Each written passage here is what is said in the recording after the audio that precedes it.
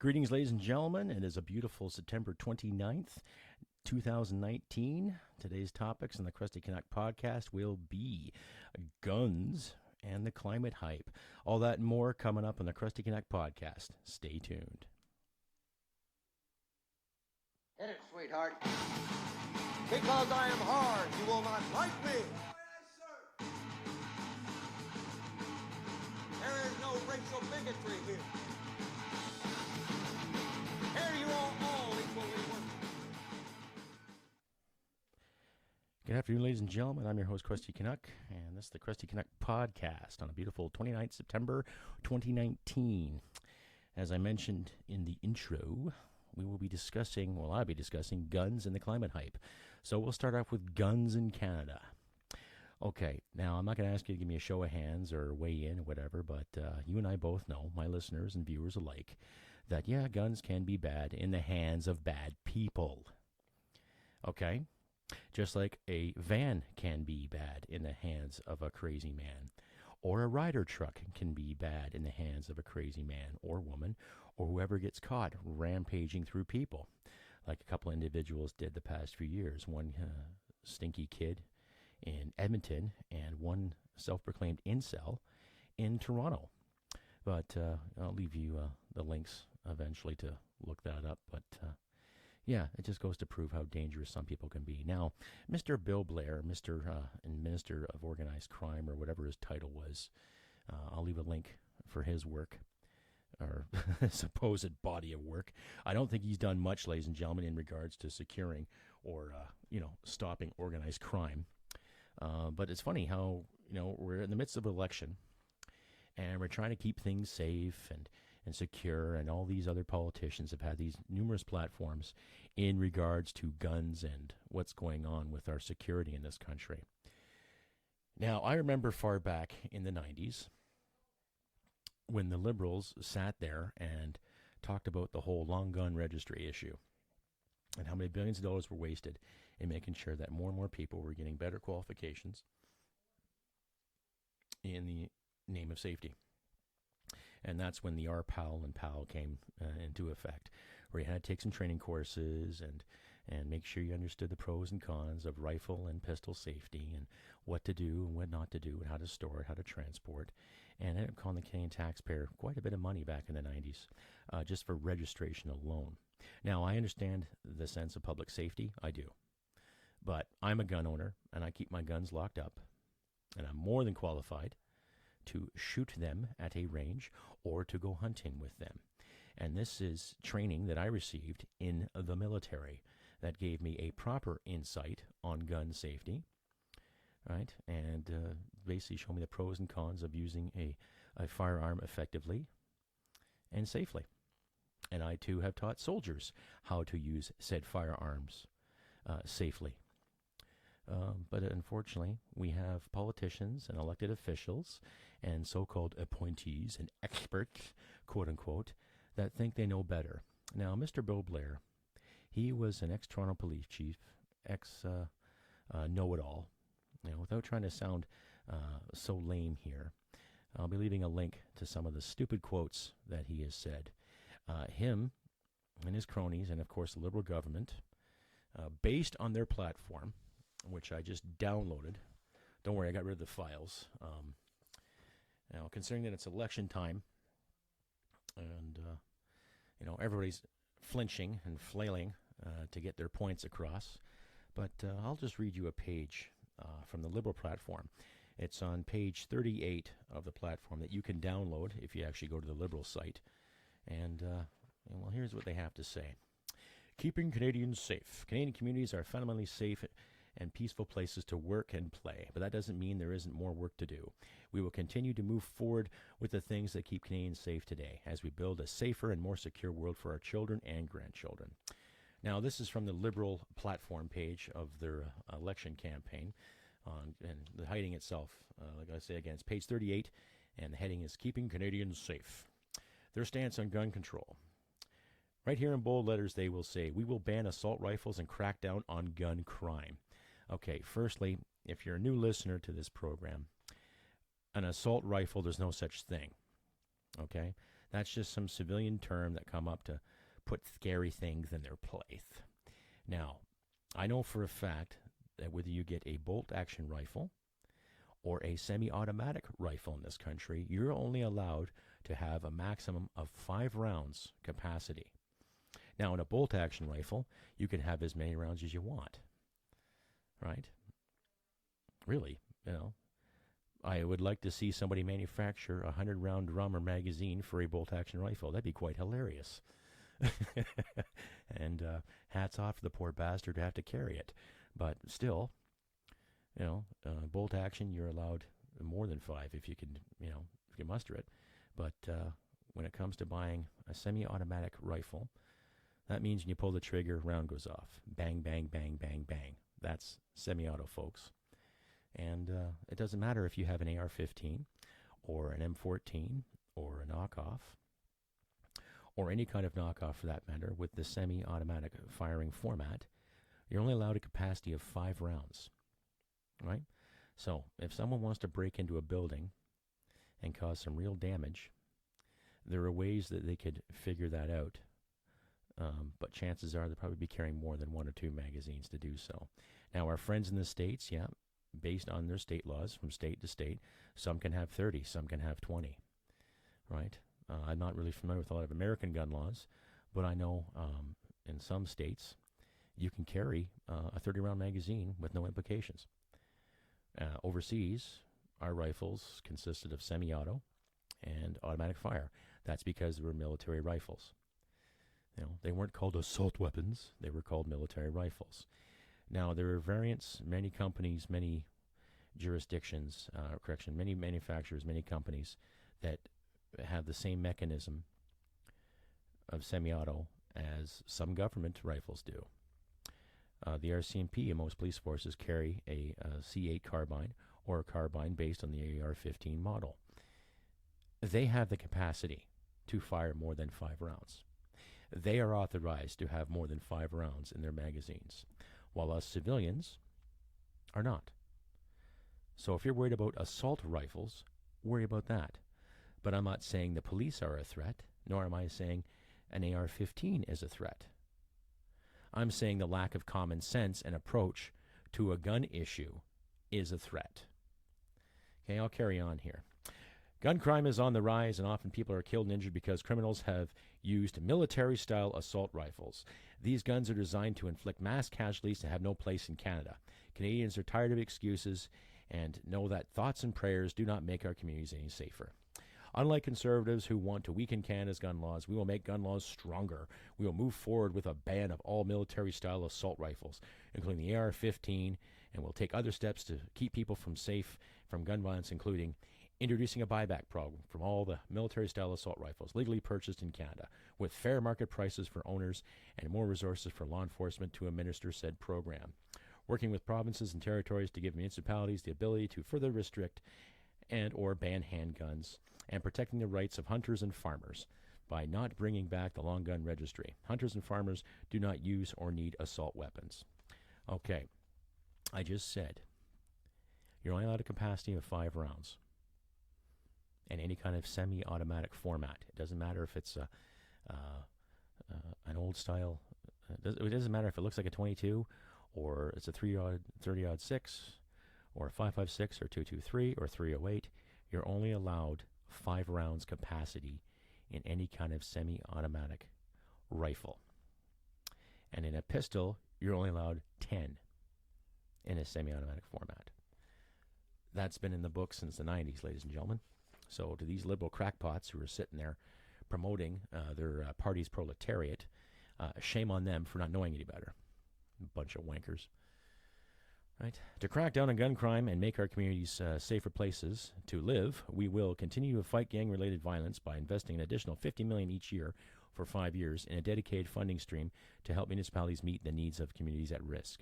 Work to expand successful diversion programs to keep at-risk youth out of the criminal justice system. Make sure the Canada Border Services Agency and Royal Canadian Mounted Police have the resources they need to detect and stop the flow of weapons at our borders.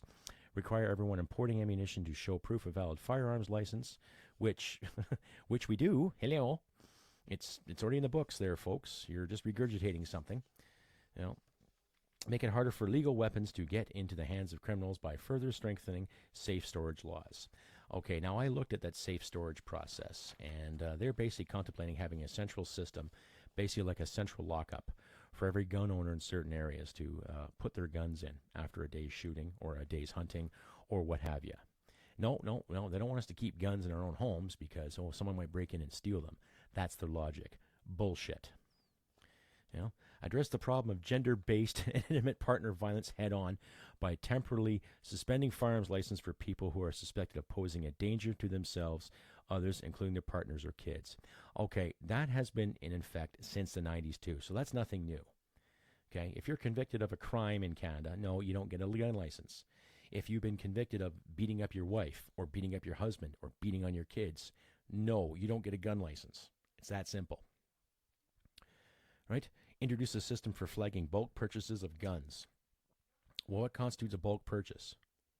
If I'm buying 10 rifles, okay, somewhat. But then again, what I purchase with my money isn't really your goddamn business. Strengthen penalties for people seeking to smuggle firearms in Canada. See, that I can agree with. Okay?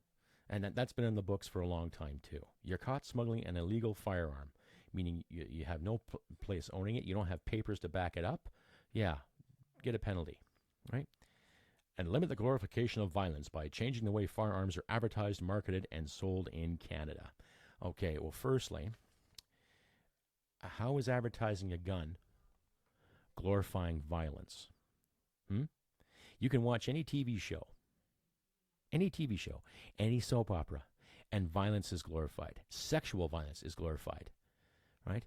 Every time you open up a magazine talking about domestic disputes, anytime you put on a primetime soap opera, there's always some character written in there that's a violent credo or a violent shithead or a violent bitch. And, don't talk to me about advertising. Really.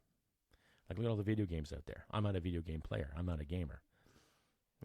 I spent my childhood playing outside and being imaginative. But I'm not condemning any gamers that, pursue that. How many video games out there are glorified violence? Right? That doesn't mean you're going to turn crazy. That doesn't mean you're going to turn violent. But I don't know. This platform, it seems regurgitation. I carry on. Access to justice. We will give more support to survivors and victims and help bring more criminals to justice. Okay. Canadian communities are overwhelming safe places to live, but when crime does occur, it's essential that people get the support they need and that perpetrators are brought to justice. To ensure that the rights of survivors and victims and the principles of justice are upheld, we will move forward with providing legal aid to survivors in sexual assault and intimate partner violence to make sure that they have access to quality, affordable legal representation. Establishing an independent criminal case review commission to make it easier and faster for potentially wrongfully convicted people to have their applications reviewed. Requiring that all judges in Canada undertake a mandatory training on sexual assault law, including myths and stereotypes about victims and the effects of trauma on victims, memory, the Ambrose Bill. Providing additional support to the provinces and territories to enable them to hire as many as 425 new Crown prosecutors and 225 new judges to help reduce delays. Okay. I think the problem is not with the judicial system. The problem is with federal politics getting involved in federal cases, i.e. C-71 and C-75, making it easier for so-called terrorists to do their fucking bidding, while blaming rural farm areas and rural farmers and giving them stiff penalties for defending their property. We all know that story. Okay, national security. We will keep people safe while safeguarding Canadians' rights and freedoms. Canadians should feel safe in their communities and confident that their rights are being respected and upheld. In the last 4 years, we have helped make our borders more secure. Bullshit. And taken steps to make sure our security agencies are better able to manage cybersecurity threats, including threats to our democracy. At a time of greater uncertainty and unrest, we need to build on this progress, not slow down. Okay, well, you guys haven't progressed anywhere because of the Capital One incident, right? And you haven't really progressed when it comes to actual military security because you can't goddamn decide whether to buy an old F-18 or an older F-18 or build a ship for what it's cost. Mark Norman, ladies and gentlemen. To better coordinate efforts to prosecute terrorist suspects to the fullest extent of the law, we will move forward to the creation of a Director of Terrorism Prosecutions. This new office will make sure that Canadians who travel abroad to join terrorist organizations who will participate in terrorist organizations here at home are brought to justice. Yeah, bullshit. I'll leave a link to some kid whining right now. It's a CBC article of all, but I'll leave an addition to that too. And we will also move forward in introducing legislation to create a review body for the Canada Border Services Agency, and the only remaining security agency that does not have its own independent review. Okay. Now they're talking about drug use and addiction and everything, basically. So when I look at this platform, ladies and gentlemen, and I highly recommend you read it for yourself and go through it with a fine-tooth comb. I have a couple times already. I just don't want to keep regurgitating the same old bullshit. It's on the liberal.ca, their platform. I forget what chapter. Anyway, the chapter is called Keeping Canadians Safe. It's pages 38 to pages 40. And you can read it all there for yourself. Just a platform. More or less a scare to instill fear. You're not buying back my guns. I'm not giving in my guns. I've said it. Yep. I've said it too.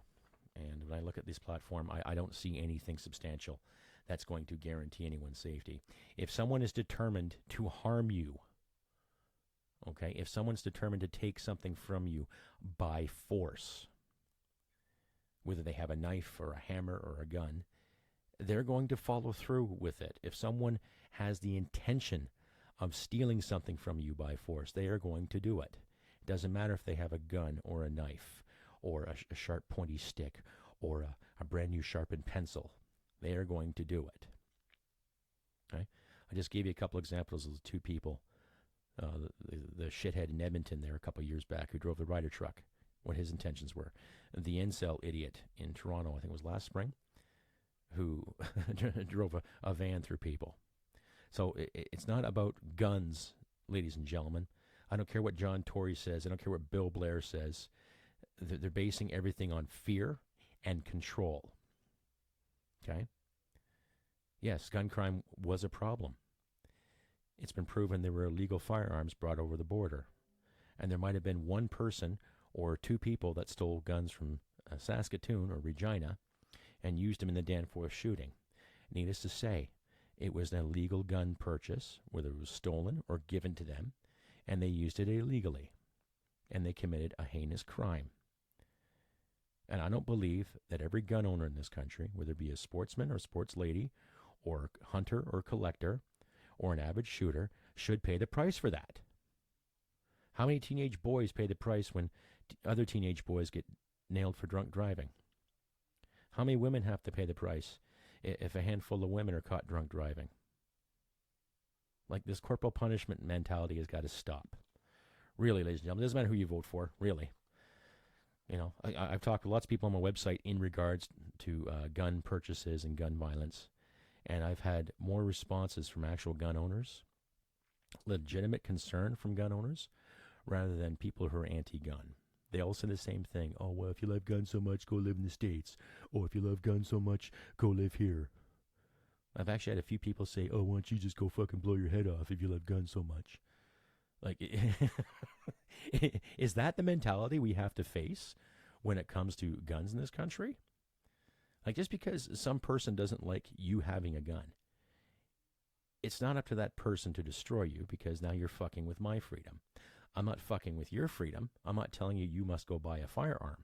You don't have to buy a firearm, right? I'm not telling you what to do with your money and your time and your efforts. Go live your life the way you want to. But if you're going to be intimidated and you feel threatened and scared because you may have a neighbor that owns a few firearms, then it's not me who has a problem. It's you. And the people you elect and the people that you want looking after you. Let's get rid of this mentality of having big government look after our lives. Common sense dictates you're not going to take your firearm and start blasting at people. You're not. I'm not. Right? And, unless we get invaded by Red China or some unknown enemy. But no, I have no intentions of harming anybody with my firearms, because I'm a responsible gun owner, and so are my listeners, and some of the people that back me up and people I back up. Common sense. Anyway, enough of this gun stuff. I actually looked at the NDP platform, and of course they're just going to follow suit with the Liberals. Guns are bad. Don't use this. Don't use that. Oh, they're bad. They're terrible. And you're a terrible person if you own them. Guilt trips. Enough of the guilt trips, ladies and gentlemen. Enough of Potato and his cronies trying to make up security and say they're going to defend us when they can't even make a decision on what kind of fighter jet to give us or what kind of ship to buy us. Anyway, moving on to the whole climate hype debacle.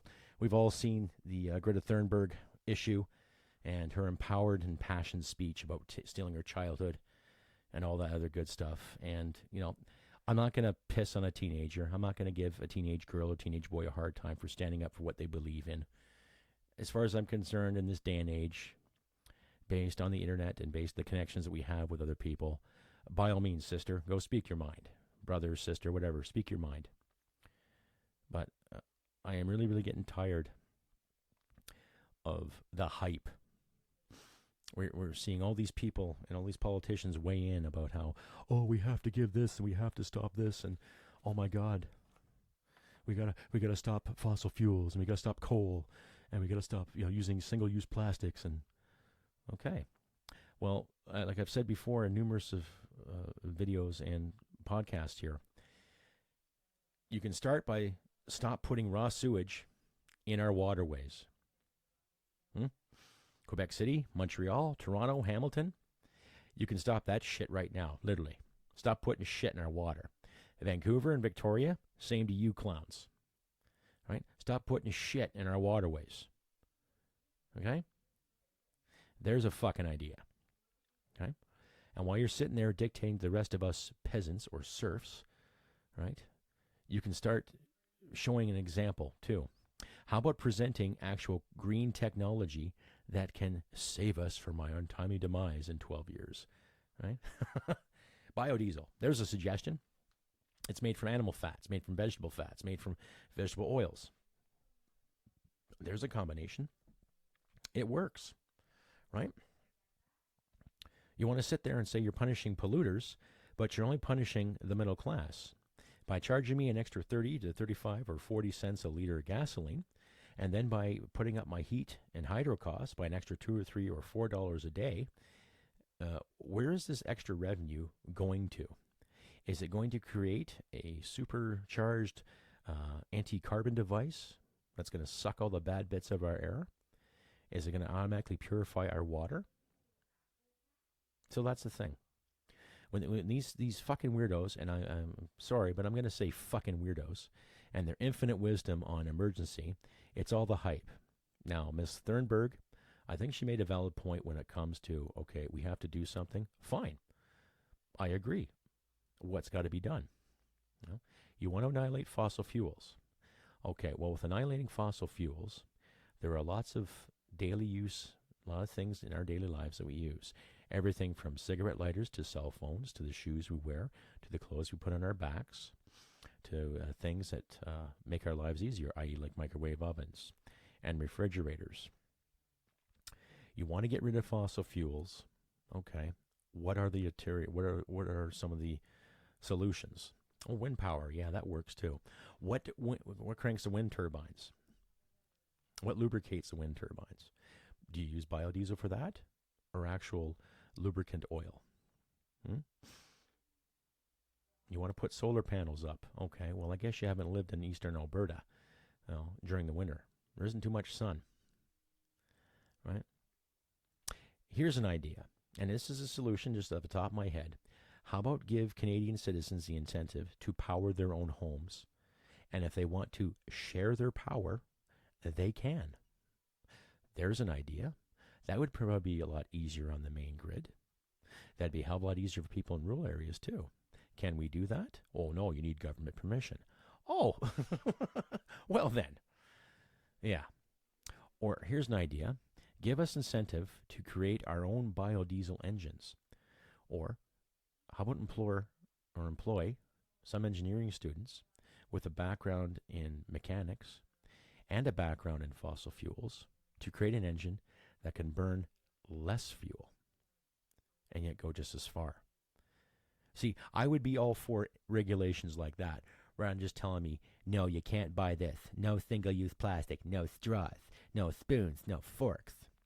Yet every fucking major city now in this country, and from what I've seen about Los Angeles and San Francisco, you are finding used needles everywhere. Oh, don't use a straw for that Burger King cup. Oh, don't you dare use a straw for that fucking latte. But by all means, take a walk with your girlfriend or boyfriend or whatever strikes your fancy, and then find a couple used needles on the fucking ground. And then find another pile of human shit, because someone just had to go. Fuck. Oh, I don't know. Now, if we're going to fight climate, then let's come up with some real solutions. How do we wean ourselves off of fossil fuels? I'm not for it. I believe fossil fuels are good. But if you're going to sit here and stomp your feet and scream and yell, okay, well, give us some solutions. I've got lots of friends in the oil patch. I got a friend of mine I went to high school with, and we talk once in a while. He's still in the oil patch. He works his ass off to raise his family, right? Because he knows his job, and he does it well. Him and I have had to bite heads sometimes about the whole fossil fuel catastrophe, as we're told, right? What gets me is that people are weighing in on Canada saying we're not doing enough, and yet Canada is probably one of the cleanest countries for oil production, right? Oh, we're not doing enough here. We're going to stop this. We're going to stop that. And yet you've got Red China that constantly uses coal, constantly uses outdated nuclear technology, as well as India, regardless of how their democracy has changed and how their economy is booming. And then you got parts of the United States, right?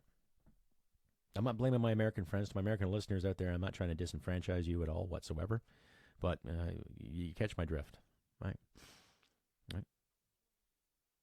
You catch my drift when it comes to pollution. And yet there's still companies in Canada that, yeah, okay, they might put some nasty emissions in the air, but we're not anywhere near to the catastrophic levels as what China and India have done, and not to mention the other little communist countries in said area, right? They're the biggest polluters, ladies and gentlemen. Right? China is. Now, with the Hong Kong crisis and people screaming democracy, who knows what's going to happen, right? Hell, when I was in Afghanistan, it wasn't uncommon to go to the river, right? And then see a couple of people doing the laundry, and then see kids playing in it. And then another 20 feet down or so, you're watching someone take a shit in the river. And you're worried about Canada's carbon footprint. Well, we all know carbon's plant food, right? And one of the Liberal policies is planting 2 billion trees, which is great. But I also remember tree planting ideas came around in the 70s, 80s, and early 90s. So for a party that's discussing pure, let's plant some more trees, and right, it's all bullshit. It's all bullshit, ladies and gentlemen. I'm not buying it. Like I've got a printout here, and if you want to look up for yourself, it's still in the liberal.ca platform. Fighting and Preparing for Climate Change, pages 29 through 31, I believe. Yep, 29 through 31. They're so worried about Canada's emissions, and yet we have such a tiny population in such a big country, and yet, they don't want to fund actual solutions. They'd rather take more money from us. So I don't believe the Liberal Party are good for the middle class. I don't believe they are. They're too worried about gender parity and how things look, and taking more and more of our currency. And they're lying to us about guns, and they're lying to us about defense, and they're lying to us about being equal. Because Justin Trudeau and his party's actions have done nothing but favor a few people in Ontario, a few Quebecers, and their own agendas. They don't care, and the proof is in the pudding. And there's more than enough information online and through your own personal research to find out that they don't really care. Now, when I look at the Conservative platform, I'm a little disappointed because there isn't really much there for them that they're really saying in regards to the environment. I'm a firm believer in protecting the environment. I want clean air. I want clean water, right? But the Liberals made promises back in 2015 to assist the First Nations, right? Nothing's been done. There might have been a few reservations with clean drinking water, but the fact remains is that they shouldn't be in that position to begin with. They shouldn't have been in the position to have dirty water. They should be maintained like every other community in this country. Every small town have its proper regulations, its proper sewage treatment, its proper diagnosis of any issues with the water. That's my concern. Everybody in this country, as far as I'm concerned, deserves clean water, regardless of what historical background or what issue is proposed to them. Every community should have clean water, period. Non-negotiable. Every Canadian citizen deserves freedom. Every Canadian citizen deserves the right to protect themselves. Every Canadian citizen deserves the right to defend their family and their property. Right? That's my platform. Now, I'm not running for office, nor do I plan to. Right? I look at the NDP platform. They sound really good for veterans. There's one thing here they said. Let's see, page 66 on the NDP platform on security and veterans. They're basically talking about honoring us and all this good stuff and keeping services ready, and there shouldn't be a backlog of caseworkers looking after veteran cases. They promote one caseworker to 25 veterans, and I think the ratio is up to something like maybe 60 or 70 now. Yeah. But it's all bullshit. I remember when Jack Layton was the opposition when we were in Afghanistan, and he demanded that Canada go back to its traditional peacekeeping rules and following traditional ROEs. If you're not sure what ROEs are, rules of engagement. And you talk to any veteran that served in the early 90s in the Balkans, they will tell you some great stories on how the UN operated when it comes to do quote-unquote peacekeeping operations. And our men and women did some fantastic fucking work in these countries. And unfortunately, it went unrecognized because of the political schematic of the day. Medak Pocket. Check that out. I'll leave a link to that, Medak Pocket. But it didn't become public till about 2 years after the fact. So that tells you who's calling the shots. And Mr. Layton, God rest his soul. He passed from cancer a few years back, but no, he was a good leader, I'd say. I didn't agree with his policies, but he had something to say. And he wanted Canada to go back to traditional peacekeeping rule. We would just stand there and walk around and look like idiots. But no, I don't agree with that. And we all know the Conservative platform, especially my listeners here in Alberta. They're willing to do more for vets. They're willing to do more for seniors. Right, but we'll see. Come 21st October, we'll see. I'm just not impressed with those hype and this whole scare tactic with guns and everything. It's up to us, ladies and gentlemen. Myself, you, my listeners, your family, your friends, everyone who cares. We got to start researching ourselves and looking at the cold, hard facts when it comes to guns and climate and our longevity. I don't believe we're going to die in 12 years. No. I don't believe we're all going to perish. I don't believe guns have more rights than women. I don't believe that one race is marginalized over the other. I don't believe that there are women who are left out in the cold in the name of progress. I believe women have the exact same power and the abilities to achieve their goals, the same as any man. And I believe any Canadian can do that for themselves, and it doesn't matter their background. I've said numerous times, I've worked for some great people in my life, and there were a few of them that were from Hong Kong, from Greece, from France, from Paraguay. So I've had a very, very diverse mix of people in my life, guiding me and guiding my life. I told you the story about my grade 10 math teacher. He was about 6'2", black, basketball player, hell of a climber, and one hell of a math teacher. And he gave me lots of great insight. So to those individuals out there who want to call me a fascist and a racist because I stand for fair immigration and doing things by the letter of the law, fuck you. To my fans and listeners out there who have backed me up 100%, thank you. Anyhow, it's just getting a little dry here, so I'm going to take a sip of the coffee. Yes, coffee. Yeah. And tobacco. Yeah. I know it's a filthy, disgusting habit, ladies and gentlemen, but it's mine to call mine. So, but yeah, that's my spiel on guns and climate hype. I look all the time online for things to power my own home. I actually have a couple of books here on off-grid living and how to dehydrate certain foods. And no, I'm not a conspiracy theorist or I'm big into the prepping. I'm just trying to use common sense in this world, right? But I highly suggest, ladies and gentlemen, we get out and find the answers for ourselves and stop relying on big government to do it for us, Lord knows how many tax dollars we have wasted, especially the past 4 years. We've got government bodies that don't want to bring down deficit, and the opposition wants to bring down deficit. And there's no plan to pay things off. Look at Ontario. Look at what Kathleen Wynne did to the education system there, right? And everybody's giving Doug Ford such a big hard time. Oh, you're cutting this and you're cutting that. Well, not that I'm saying I'm conservative, and I'm definitely not saying I'm liberal, but how else do you budget properly? What other suggestions have been put across the table to help Doug Ford in his decisions? Numerous solutions have been put forth to Ms. Wynne when she was in charge. Numerous solutions were put forth to Ms. Notley when she was in charge here in Alberta. What was done? Yeah, more debt. Any government that wants to create more fucking debt for the sake of its virtue, to me, is not a government. Period.